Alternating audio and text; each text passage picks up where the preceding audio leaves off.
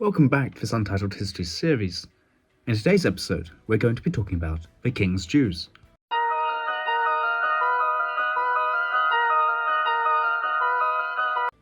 So, who were the King's Jews?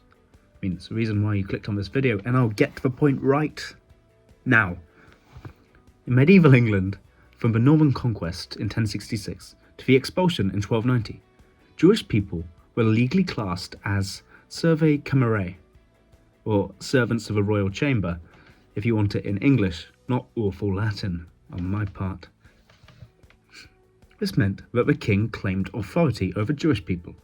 The king could tax them heavily. The king was supposed to protect them from harm, and Jewish money lending was regulated by the crown.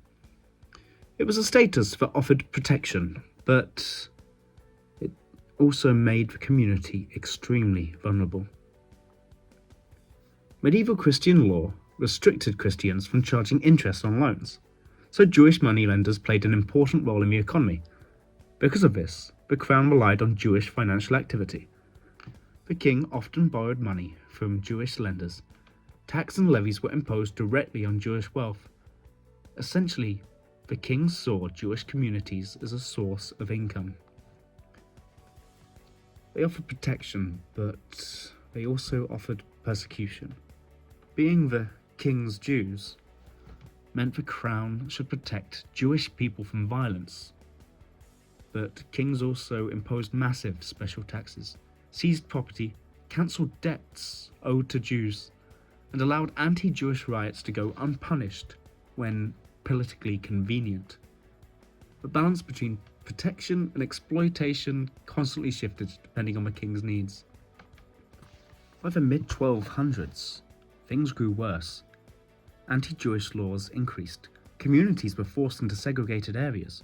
Harsh restrictions were placed on work and movement, and financial exploitation intensified.